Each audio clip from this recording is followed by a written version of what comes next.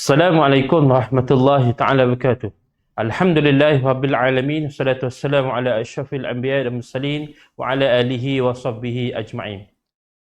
Alhamdulillah, berjumpa kita kali ini dalam 50 kunci hidup bahagia, siri yang ke-45 dengan tajuk kebaikan menghapuskan dosa.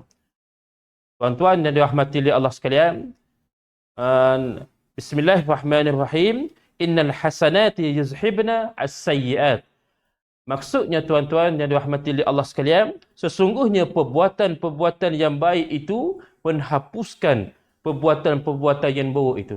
Nak menyatakan kepada kita hari ini, tuan-tuan dan hadirin dan hadirat yang dirahmati oleh Allah sekalian, bila mana seseorang itu melakukan dosa dan bila mana dia nak Allah menerima segala taubatnya, mudah-mudahan dia bertaubat dengan dia meninggalkan segala dan apa yang telah diperintahkan oleh Allah SWT dan juga meninggalkan apa yang dilarang oleh Allah. Dan bila mana kita yakin yang kehidupan kita hari ini, kita belajar daripada kesilapan. Dan kesilapan itu kita tinggalkan dan kita perbaiki akan menjadi kelebihan. Tuan-tuan yang dirahmati oleh Allah sekalian, pada seterusnya pada kali ini akan membicarakan berkaitan dengan kebaikan menghapuskan dosa ini. Yang keseterusnya lagi, marilah kita bertakwalah kepada Allah, tidak mengira di mana saja kita berada. Dan kita ikutlah kebaikan ini, nescaya akan menghapuskan dosa itu. Dan bergaullah dengan manusia dengan akhlak yang begitu baik. Dan menunjukkan sesiapa yang umat Islam, akhlak yang baik akan menterjemahkan perbuatan yang baik. Dan bila mana kita nak jadi baik, bergaullah dengan manusia yang meletakkan kebergantungan dia tinggi kepada Allah. Dan bila mana kita yakin setiap takdir yang berlaku ini, mudah-mudahan di situ ada hikmah yang Allah janjikan kepada kita, tuan-tuan yang dirahmati oleh Allah sekalian. Dan seterusnya lagi, jauhilah daripada dosa-dosa besar. Di antara dosa-dosa besar yang kita ketahui iaitu yang pertama, iaitu maksiat, iaitu berzina dan sebagainya berkaitan dengan dosa-dosa besar. Tuan-tuan yang dirahmati oleh Allah sekalian, jauhkanlah daripada benda-benda ini. Mudah-mudahan Allah akan jaga kehidupan kita, sapalah Allah pemudahkan kematian kita nanti, tuan-tuan.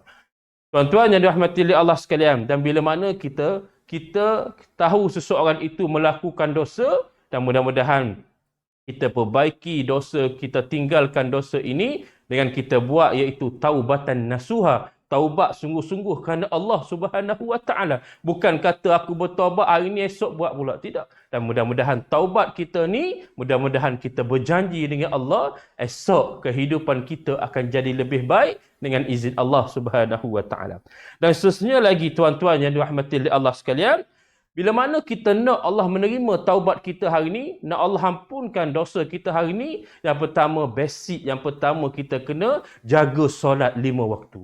Solat ini benteng kekuatan kehidupan kita hari ini, tuan-tuan. Bila mana kita mengaku umat Islam, bila mana kita mengaku umat Nabi kita Muhammad sallallahu alaihi wasallam, sibuk setara mana pun, banyak kerja setara mana pun, solat ini kewajipan. Mudah-mudahan sesiapa yang Allah janjikan yang jaga solat dalam kehidupan dia, Allah akan jaga kehidupan dia dan Allah akan pemudahkan kehidupan dia sampai ke mati, insya-Allah. Dan seterusnya lagi tuan-tuan yang dirahmati oleh Allah sekalian, ada berlaku zaman Nabi kita Muhammad sallallahu alaihi wasallam, ada seorang hamba Allah, dia ni berlaku kerana dia buat maksiat, dan dia ni buat maksiat ni dia mencium seorang wanita.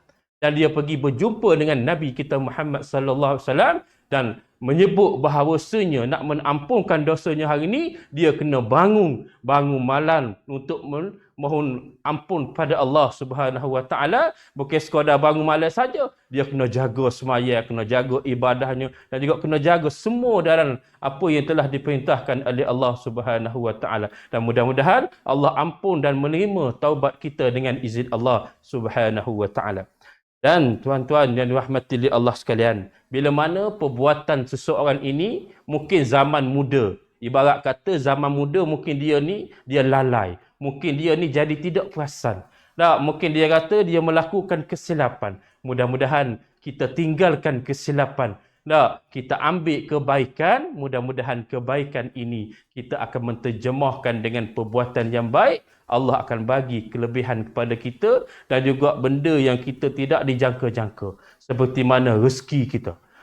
Rezeki kita hari ini tuan-tuan yang dirahmati oleh Allah sekalian, kita selalu bersangka baik dengan Allah, Allah akan bagi dengan kehendaknya. Sebab apa yang berlaku atas dunia hari ini dengan kehendak Allah Subhanahu wa taala dan takdir yang berlaku kepada kita hari ini, mudah-mudahan kita tinggalkan perkara yang dilarang oleh Allah dan mudah-mudahan esok akan ada sinar kejayaan dan akan ada sinar kebahagiaan kepada kita.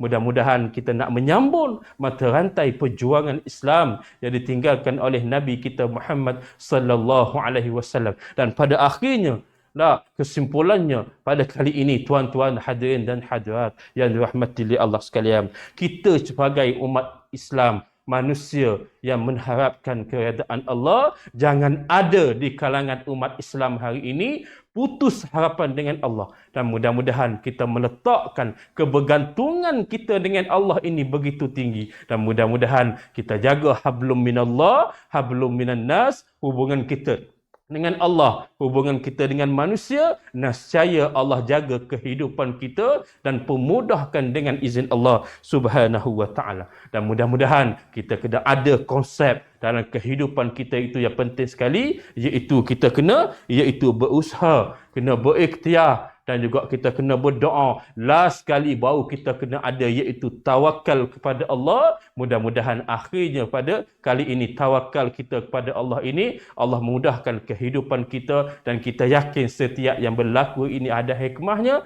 dan mudah-mudahan Allah pemudahkan kehidupan kita. Kebaikan yang kita buat ini mudah-mudahan akan disambung oleh anak-anak cucu kita dan mudah-mudahan bukan setakat hari ini saja dan mudah-mudahan pada akhirnya hamba nak pesan pada kali ini, teruskan kita berdakwah, teruskan kita mengajak untuk mendekati Islam, biar mengenali Islam, tekankan berkaitan dengan Islam, tekankan berkaitan dengan adab, berkaitan dengan rukun iman, rukun Islam, fardu ain dan juga fardu kifayah. Nescaya seseorang ini tidak akan jahil dan akhirnya marilah kita bersaksi bahawasanya apa yang berlaku atas dunia hari ini dengan kehendak Allah Subhanahu wa taala dan mudah-mudahan Allah bagi penghujung yang terbaik pada kita. Sekadar itulah pada kali ini dan mudah-mudahan Allah pertemukan kita di syurga nanti dengan izin Allah. Wallahu ta'ala alam, billahi taufiq wal hidayah. Wassalamualaikum warahmatullahi ta'ala wabarakatuh. ذكر وموعظة ونور فيه شفاء للصدور وشفيعنا